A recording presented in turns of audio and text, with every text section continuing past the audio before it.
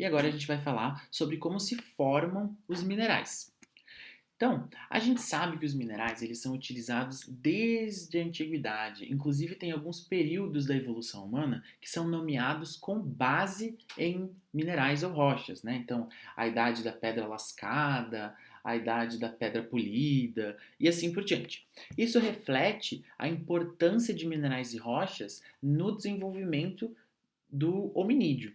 Então, aqui eu trago uns exemplos. Por exemplo, aqui esse amuleto data de mais de 5.000 anos e ele é um amuleto egípcio que retrata o olho de Osíris e utilizou-se na confecção desse amuleto metais, minerais e pigmentos derivados de minerais.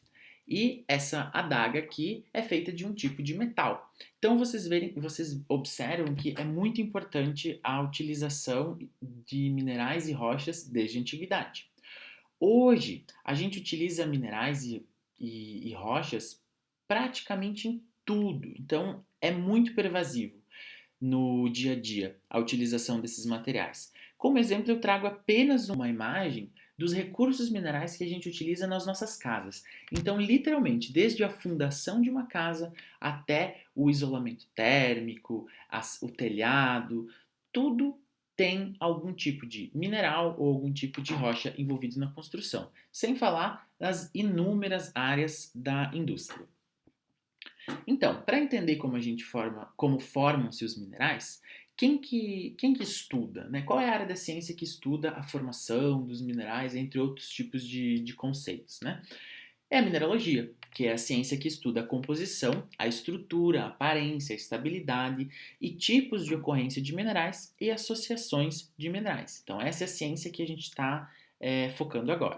Os minerais eles são constituintes básicos das rochas e uma rocha ela pode ser composta por um ou vários tipos de minerais, que a gente chama de monominerálico, quando é um mineral só, e poliminerálico, quando são vários tipos de minerais. E esses minerais, eles vão se formar, os minerais em geral, eles se formam em condições físico-químicas específicas. Então, um mineral, quando ele é gerado, ele tem uma característica físico-química. O ambiente que ele foi gerado tem uma característica físico-química que proporcionou, desculpa, a geração desse mineral. E por causa disso, essas condições específicas acabam auxiliando no estudo das condições em subsuperfície, que são áreas em que os geólogos e nenhuma outra área da ciência consegue diretamente ter contato.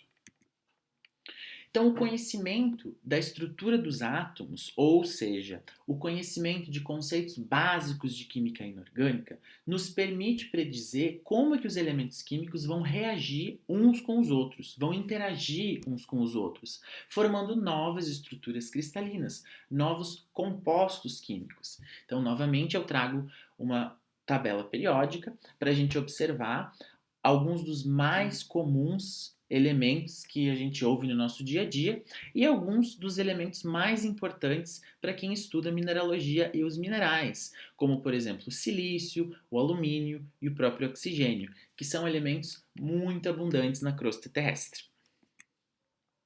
Então, se a gente for fazer uma recapitulação super breve sobre alguns conceitos de química, a gente vai ver que a estrutura de um átomo ela vai determinar as reações químicas com os demais.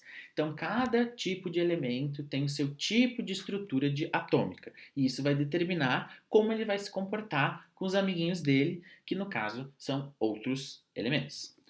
As reações químicas nada mais são do que interações entre átomos de dois ou mais elementos químicos. Então, quando a gente tem, por exemplo, o gás oxigênio, nós temos dois átomos de oxigênio se juntando. Ou então, quando a gente tem o NaCl, que é o nosso sal de cozinha, nós temos o ânion cloreto se juntando com o cátion de sódio. E as ligações químicas é o que mantém esses íons ou esses átomos unidos por meio de forças de atração entre elétrons e prótons. E fiquem calmos porque é só o que a gente vai mencionar sobre conceitos de física subatômica. Então, os tipos de ligação química que a gente tem vão determinar as propriedades físicas do mineral. Por isso que é importante a gente entender como que os átomos ou íons se ligam e interagem entre si, porque eles vão determinar as propriedades físicas dos minerais, como, por exemplo, algumas que eu cito aqui: maleabilidade, ponto de fusão, resistência à abrasão e muitas outras características físicas.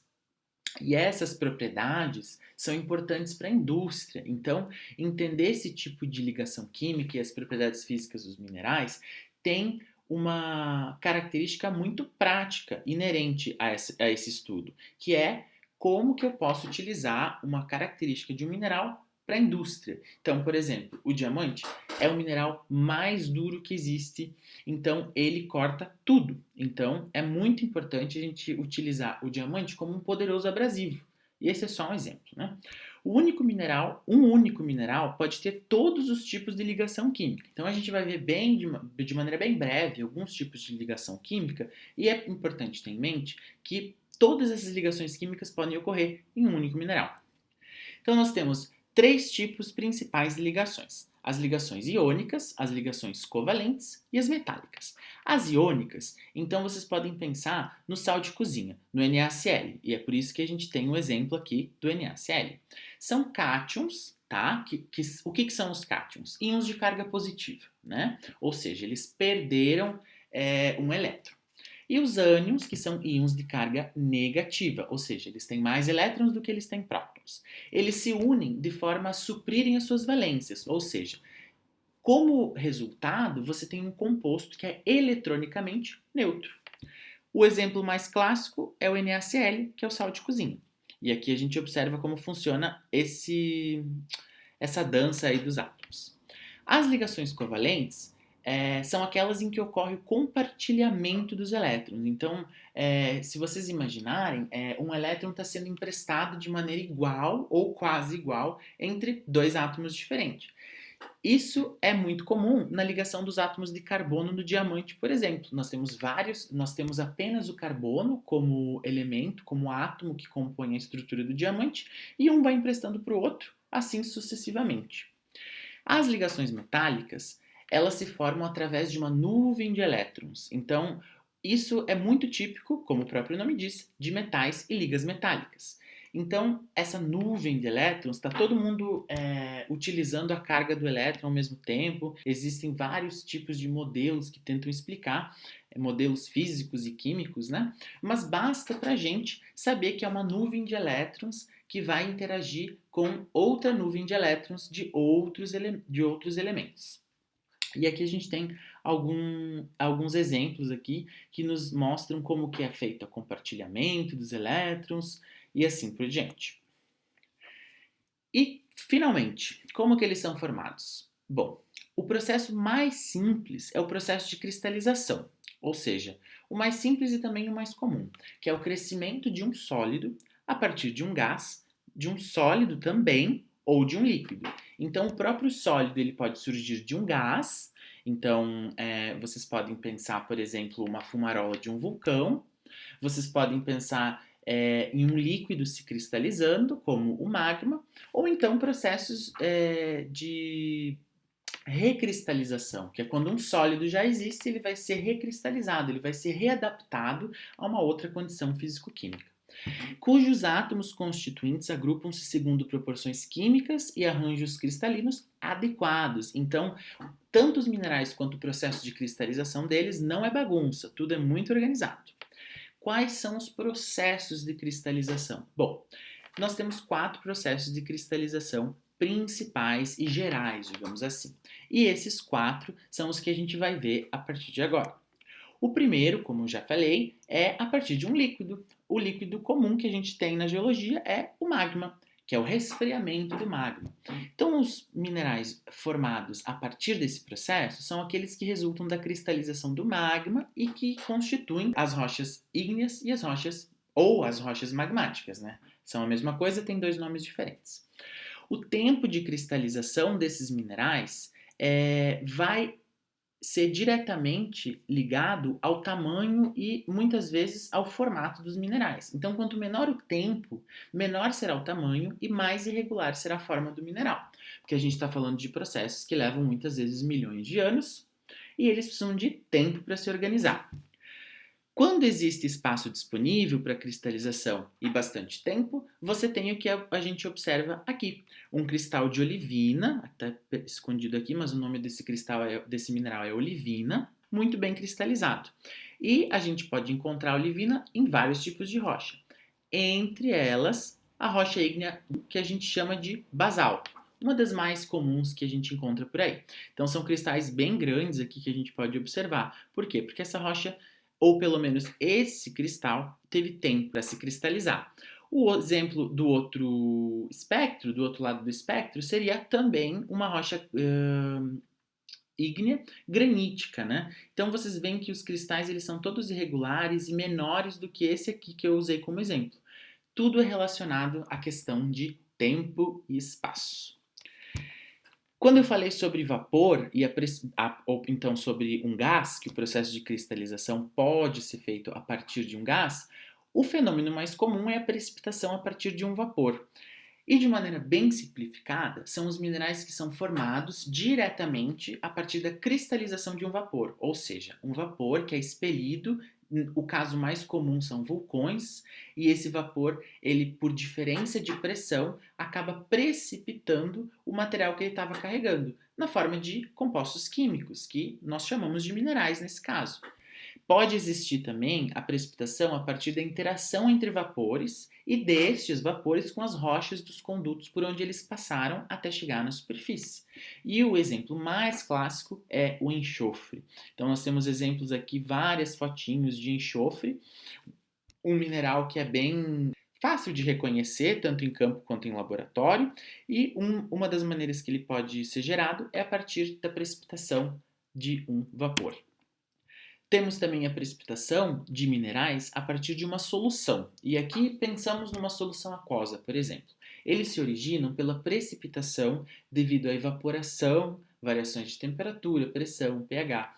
Então vocês imaginam que existem vários íons e vários cátions, vários ânions em uma solução aquosa, por exemplo, um grande mar ou então um grande lago, que quando nós mudamos características físico-químicas, que são essas que eu mencionei aqui, esses corpos aquosos podem acabar precipitando minerais.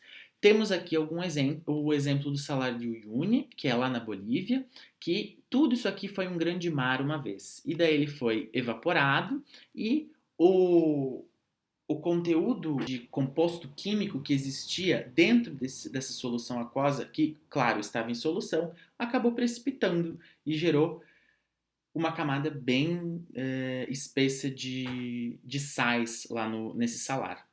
A gipsita é um tipo de mineral que pode ser formado a partir deste processo, e é por isso que eu trago ela aqui para vocês. E nós temos também o crescimento em estado sólido, que é aqueles processos de recristalização. Então, os minerais eles podem se originar pela ação da temperatura, pressão litostática e pressão das fases voláteis sobre rochas tanto magmáticas quanto sedimentares e também até mesmo sobre outras rochas metamórficas. Esse crescimento ele tem a ver com o fato de que os minerais eles são gerados em um contexto físico-químico muito específico. Só que quando nós removemos o mineral desse contexto físico-químico e colocamos ele em outra situação, ou seja, uma rocha que, por exemplo, estava no manto e, por processos tectônicos, acabou chegando em superfície.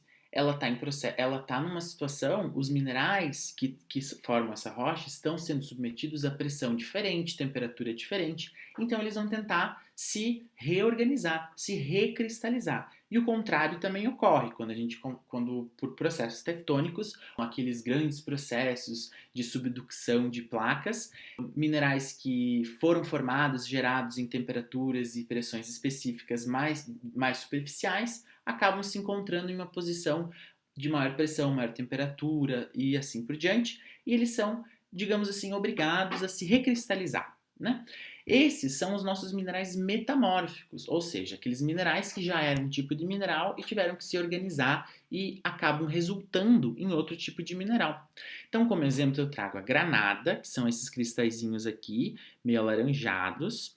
A granada é um tipo específico de mineral É um tipo específico de mineral metamórfico também, muito importante nos estudos de metamorfismo, e a gente encontra ela em vários tipos de rocha, entre elas uma rocha que a gente chama de gneiss, que é uma rocha metamórfica que foi submetida a inúmeros processos de metamorfismo.